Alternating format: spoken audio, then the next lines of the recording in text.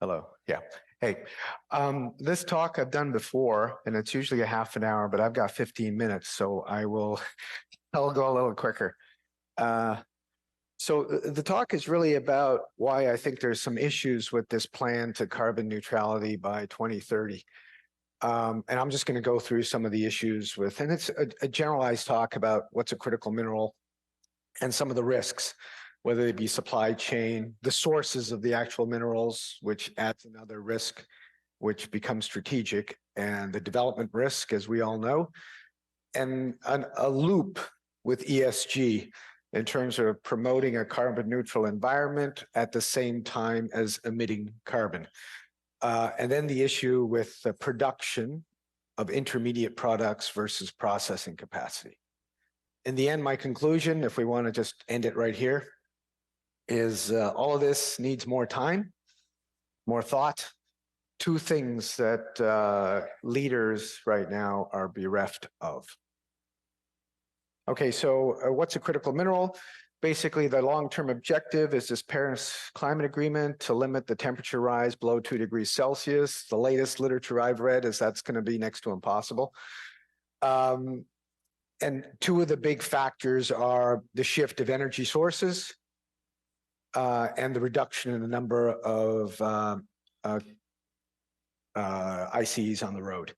The critical mineral, as Canada talks about it, is critical for this transition, and it is a transition. What people don't realize is it's going to take time. It's not going to happen overnight.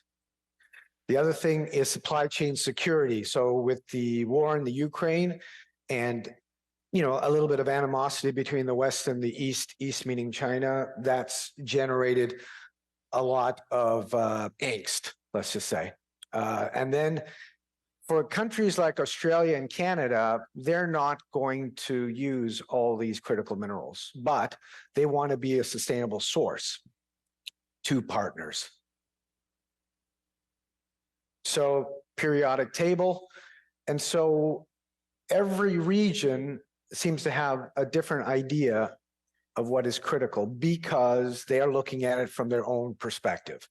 So the U.S. Energy Act of 2020 directed the USGS, which updates this critical mineral list every few years. They put out 50 elements. But interestingly, copper and uranium were not included. Whereas Australia came out with 26 the last time they came out with one. And again, copper wasn't included. Europe and Canada, they came out with theirs, 22, but they did include copper. So it's hard to see how everyone's policies are going to align based on what they think is critical. And so basically here, you can see the usage versus the actual source. So electric vehicle cars, not the batteries, the infrastructure required, dominated by aluminum and copper. The batteries, that's what everyone's talking about mostly, nickel, lithium, cobalt. Solar panels, again, aluminum.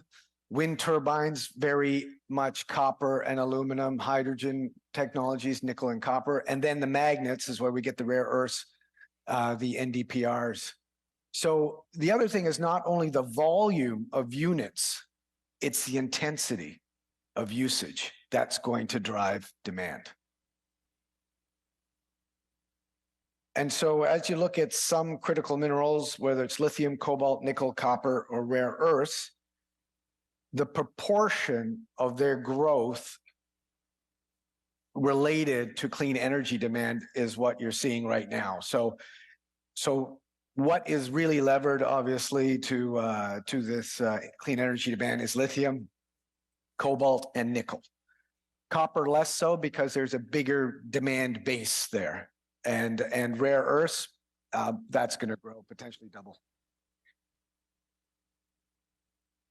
So one thing to take into account when the U.S. came out with their mineral policy and that, one thing that they were really concerned about in terms of what is a critical mineral is this undue reliance on critical minerals from foreign adversaries. And basically you could read China. And so most of what they're proposing is not only to source it, but to source it from particular jurisdictions, which also constrains the supply. So this US EV tax credit that they put out from the infrastructure policy or bill that they put out a couple of years ago was there was going to be a tax credit for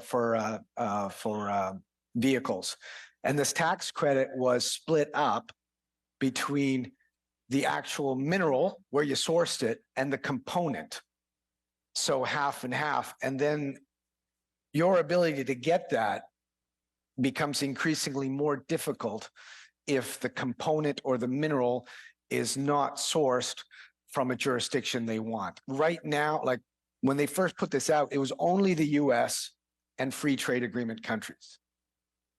That's changing because it's a bit of a constraint on the supply. So if you look at the world, they've come up with this mineral security partnership, and that includes Australia, Canada, Finland, France, Germany, Korea, important in terms of processing, Japan. And what they want to do is make sure this entire envelope can produce, process, and recycle for the separate countries. What we're missing is countries like Brazil, which is like Australia and Canada, highly endowed in critical minerals, and also Africa. Like I was in Cape Town in February, and the Secretary of State of the US, it just went to China, was there last year. It was in Zambia and the DRC, trying to make bilateral agreements. And so we might see a lot more of those. Even though they're not free trade agreement countries, they still need the cobalt and copper. And what we got to also realize that First Quantum has a smelting facility in Zambia, in Kinshasa, which I visited. Brazil's another one, but Brazil seems to be very happy feeding both the East and the West and will not take sides. And so this is a graphic that's interesting in terms of production. So this is production of the raw material. So in terms of energy, the US and the West is well placed. Europe was not, obviously, with the natural gas issue with Germany and some Eastern European countries. But in terms of copper, a lot of it comes from Chile and Peru, which the US has free trade agreement agreements with. Nickel, a lot of that's the laterite from Indonesia, so that's why we're seeing a lot of nickel sulfide projects being developed in other places. Cobalt, the DRC, the issue there, again, is they're trying to make a bilateral agreement with DRC and Zambia, get more cobalt. But as you get into graphite, like our previous speaker, and rare earths, there's really a lot of dominance by China. Lithium is pretty good. Mostly Australia from the pegmatites, and the brines in Chile and Argentina is growing as well. And then platinum is South Africa, but that one is at risk just because it's South Africa. But when I say Chile about lithium and about copper, really, Chile has just introduced a new tax policy which might constrain investment in the country in terms of mining. But the other thing is that they are seeking to nationalize the lithium sector.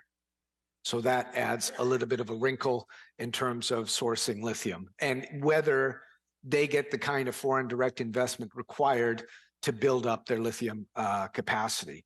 I just read that also now Bolivia is going to see $1.5 billion come in from a state-owned agency in China, basically to build up the Salar de Uyuni, which is undeveloped and a very significant brine as well.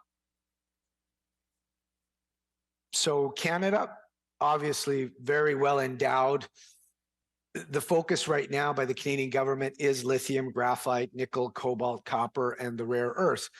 But most of these projects, the infrastructure is just not there for them to come online anytime soon.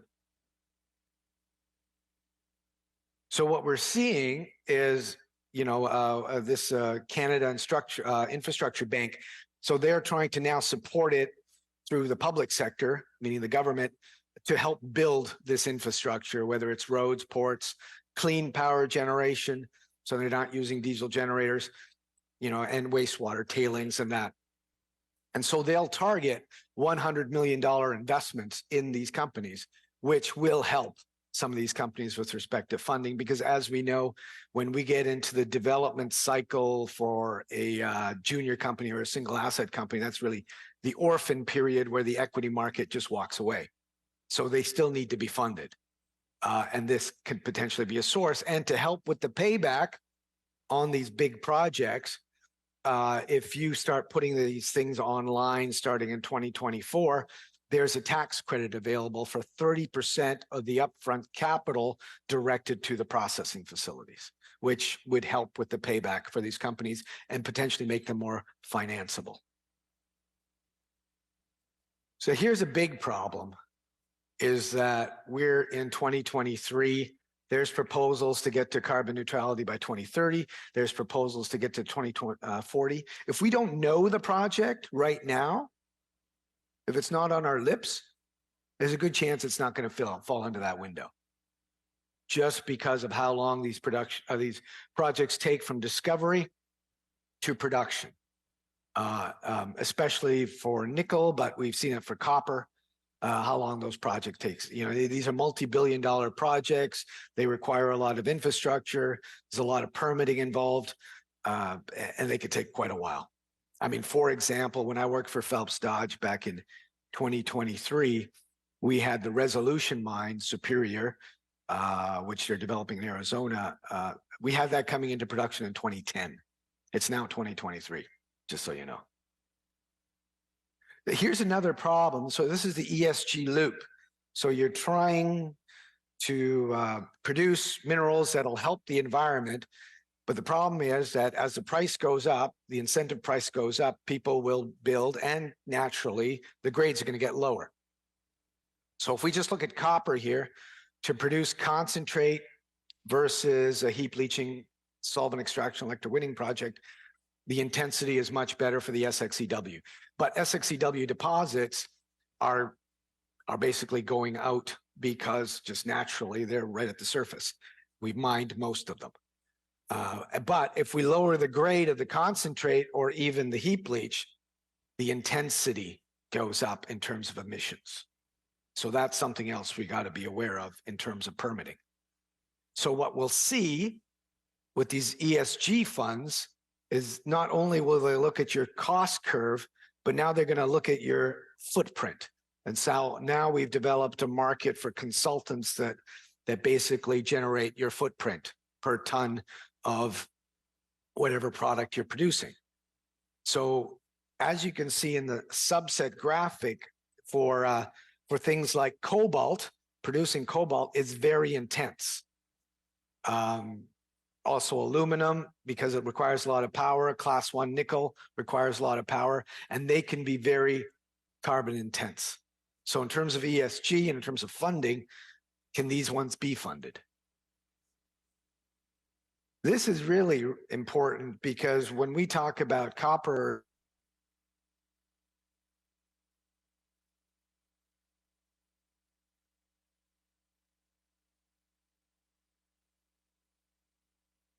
for Phelps Dodge, we slowly watched the smelting capacity switch to China.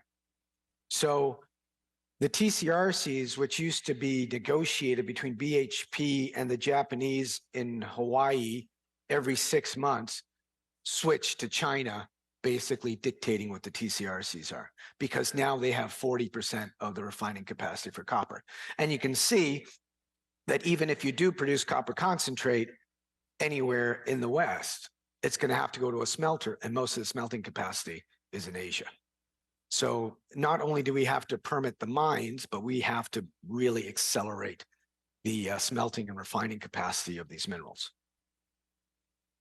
Okay, and here's the other one why I think this is going to take longer is even the IEA, International Energy Agency, is just one component. Coal is still going to be more important in terms of revenue than the entire energy transition market still by 2030. Okay. Coal right now is about 30% of global power. and most of that's Asia. And so that's why the scope 3 emissions and your impact are so important, because most of that smelting capacity is in Asia, and they do run a lot on coal. All right, so I'm done. Critical minerals, critical carbon neutral technologies underpinned by supply chain threats makes them strategic as well. Demand will grow to 2040, but I'll tell you that India's plan is like to 2070. Why? Because they have so much coal that they have to transition out of.